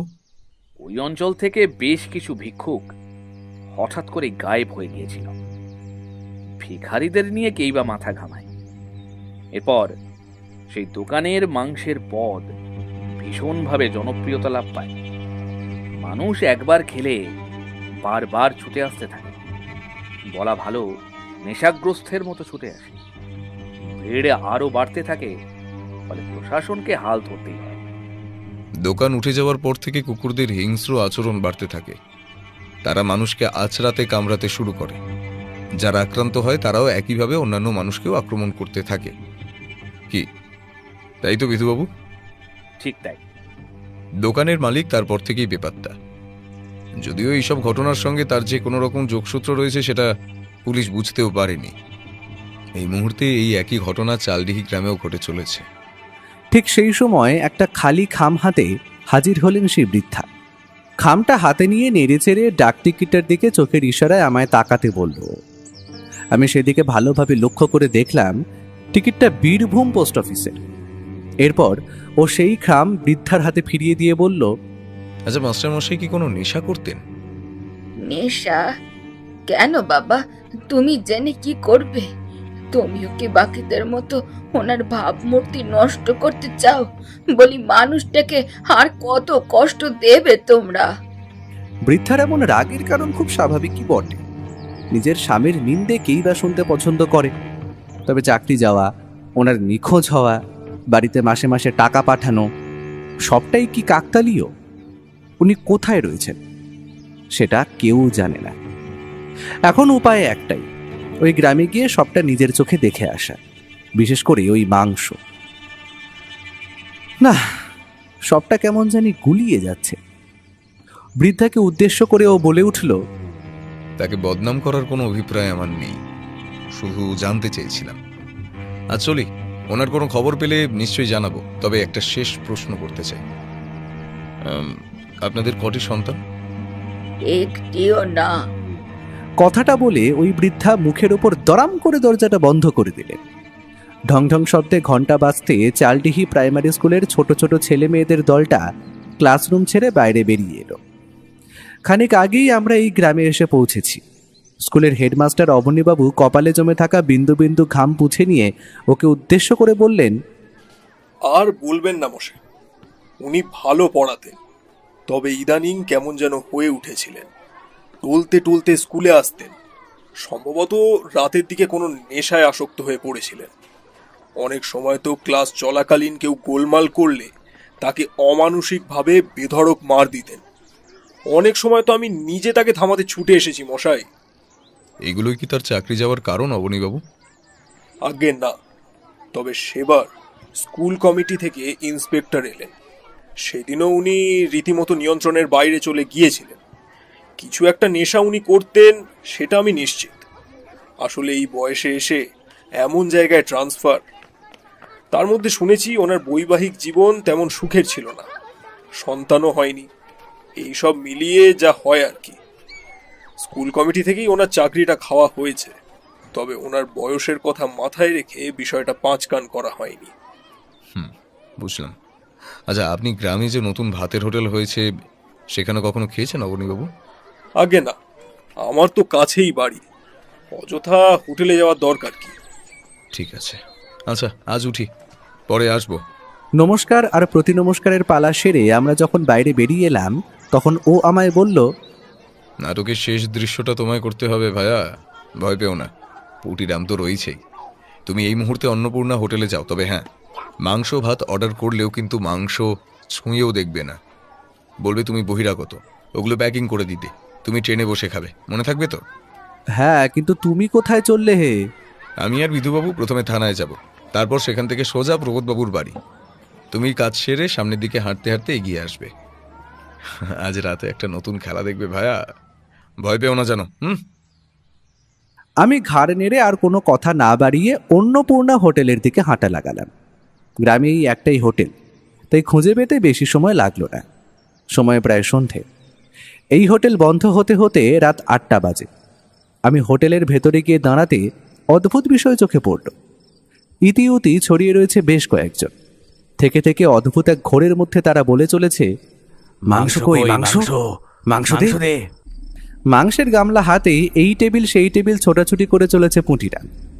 আমায় দেখে উদ্ভাসিত হয়ে কিছু একটা বলতেই যাচ্ছিল, কিন্তু আমি তাকে চোখের ইশারায় চুপ থাকতে বললাম।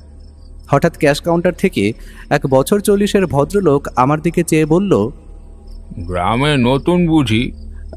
আগে হ্যাঁ। বেশ বেশ, তা কোথায় উঠেছো? কার বাড়ি? আগে আমি পাশের স্টেশনে যাব। শুনেছিলাম আপনার দোকানে ভালো মাংস ভাত পাওয়া যায়, তাই নিতে এসেছি। বেশ করেছো, যাও টেবিলে গিয়ে বসো, আমি খাবার পাঠাচ্ছি। আগে খাবারটা বেঁধে দিলে ভালো হয়, আমি আসলে ট্রেনে বসে খাবো আর কি। কথাটা শুনে উনি ভ্রু কুঁচকে আমার দিকে চাইলেন। এতক্ষণে ভালোভাবে ওনাকে লক্ষ্য করলাম। দীর্ঘ রিজু গড়ন, দাড়ি গোঁফ কামানো, চোখে সোনালি ফ্রেমের চশমা, মাথার কালো চুল ব্যাক ব্রাশ করা, হাতে সোনাটা কোম্পানির দামি ঘড়ি, উজ্জ্বল ডায়াল। দেখলেই বোঝা যায় ব্যবসা বেশ ভালোই জমেছে। এখন এখানে বসে খাবেন না বলছেন? আগে না, আমার একটু তাড়া আছে, খানিক বাদেই ট্রেন। ঠিক আছে, তবে যাবার পথে সাবধান। কেন বলুন তো? পাড়ার কুকুরগুলো আবার আমার দোকানের রান্না ভারী পছন্দ করে, এই যা, বুঝলেন কি না? ও, সেই নিয়ে আপনি ভাববেন না, কুকুর প্রাণীটা আমার বেশ প্রিয়। বটে, ঠিক আছে, আপনি যা ভালো বুঝবেন। এরপর তিনি পুঁটিরামকে নির্দেশ দিতে সে মাংস ভাত আমায় প্যাক করে এগিয়ে দিতে দিতে গলার স্বর খাদে নামিয়ে বলে উঠল, খাবেন নি দাদা বাবু, ভুলেও খাবেন নি। এখানে কিছু একটা চলতেছে যা আমিও বুঝতে পারতেছি না। যে খায় সেই পাগল হয়ে এই হোটেলে আবারও খাওয়ানোর লেগা ছুটে আসে। চিন্তা করো না, ওর করা নির্দেশ আছে, আমি এমন কিছু করব না, চিন্তা নেই। কিন্তু ওই ঘরে কি আছে? পুঁটিরামের ঠিক পেছনে একটা তালাবন্ধ ঘরের দিকে নির্দেশ করে বলে উঠলাম আমি।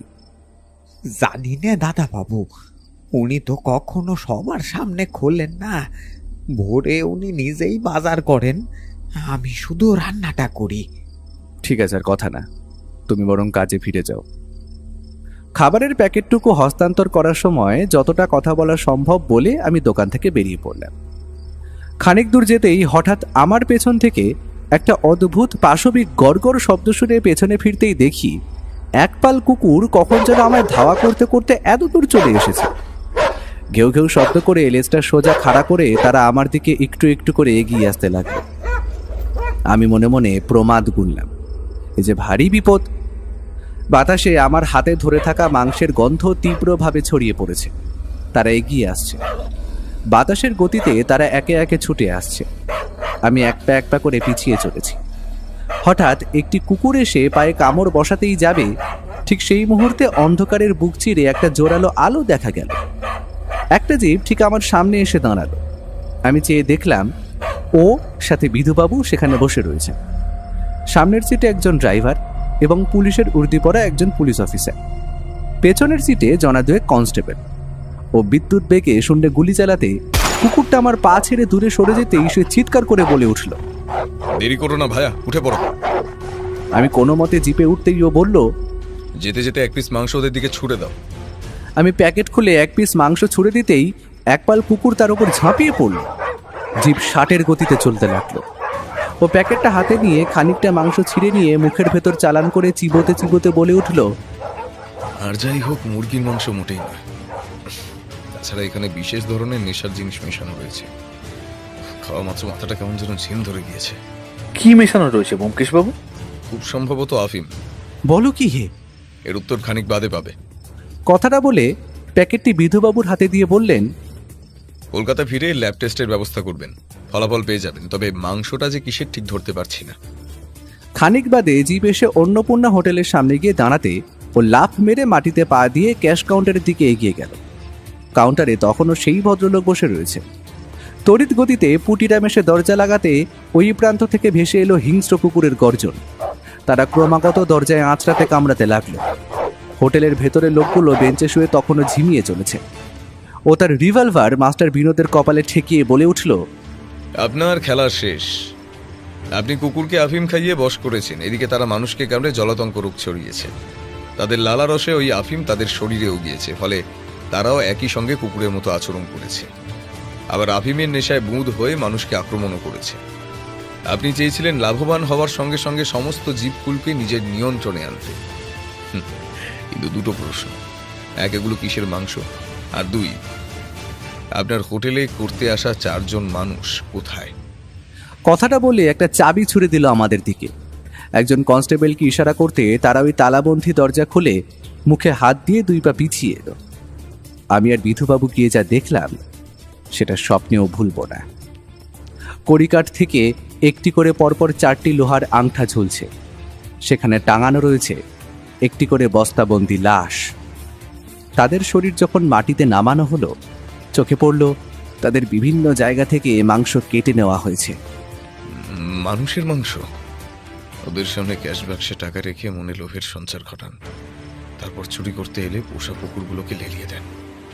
আমি ঠিক না ভুল সেটা ওদের পোস্টমর্টম রিপোর্ট বলবে। প্রকৃত প্রতিশোধ যে আরো মর্মান্তিক বিনোদ ওরফে জ্যোতিরঞ্জন বাবু এবার বাকি জীবনটা জেলের কালকুঠুরির আড়ালে বসে ভবিষ্যৎ পরিকল্পনা করবেন। কারণ যতদিন বাঁচবেন জানবেন আপনার দম্ভই বিনাশের কারণ। ইন্সপেক্টর, একে নিয়ে যান।